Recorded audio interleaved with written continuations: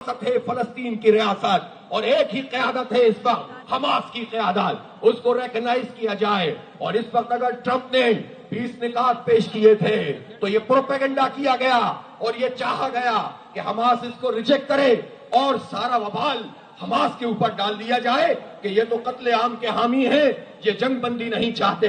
سلام پیش کرتے ہیں حماس کی قیادت کو، ان کی بصیرت کو، ان کی بصارت کو، ان کی مزاحمت کو، ان کی ڈپلومیسی کو، ان کی سفارتکاری کو۔ عظیم لوگ ہیں، بڑا سوچتے ہیں، مزاحمت بھی کرتے ہیں، ہتھیار بھی نہیں ڈال رہے، ٹرمپ کی یہ بات نہیں مان رہے اور بین الاقوامی فورس کو بھی قبول نہیں کر رہے، کسی بیرونی طاقت کو تسلیم نہیں کر رہے، لیکن مذاکرات کر رہے ہیں۔ اور آج اگر مصر میں حماس سے اگر مذاکرات ہو رہے ہیں، میڈیٹرز بھی موجود ہیں، تو یہ اس بات کی علامت ہے کہ اگر کوئی قوت موجود ہے تو وہ حماس ہے، باقی سب ٹھکوسلا ہے۔ یہ جو کچھ بھی اپنے نمائندے انہوں نے فلسطینی اتھارٹی کے نام پر رکھے ہیں، یہ عوام کی ترجمانی نہیں کرتے، لیکن اب ان سے لڑنا بھی نہیں چاہتے۔ اسی لیے حماس نے بھی فلسطینیوں کے سارے گروپس کو بھی اعتماد میں لیا ہے، جہاد اسلامی کو بھی اعتماد میں لیا ہے، اتھارٹی کے لوگوں سے بھی بات کی ہے، اور اب وہ پوری امت اور انسانیت کا مقدمہ اس وقت بھی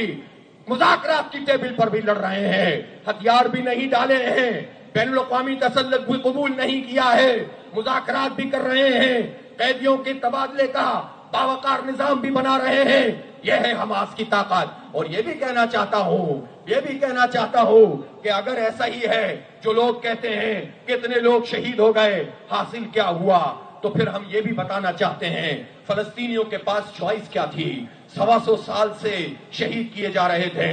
آپ تاریخ اپنے بچوں کو پڑھائیے، یہ جو دانشور دانش گردیاں کرتے ہیں، اپنے بچوں کو یہ بتائیں کہ فلسطینیوں کے ساتھ کیا سلوک 100 سال سے زیادہ ہو رہا ہے۔ اور آپ نے یہ دیکھا ہے کہ وہاں ان کی بستیوں کو جس طرح 100 سال پہلے تاراج کیا گیا تھا، تو اس وقت بھی ہندوستان میں آل انڈیا مسلم لیگ احتجاج کرتی تھی، جلسے کرتی تھی،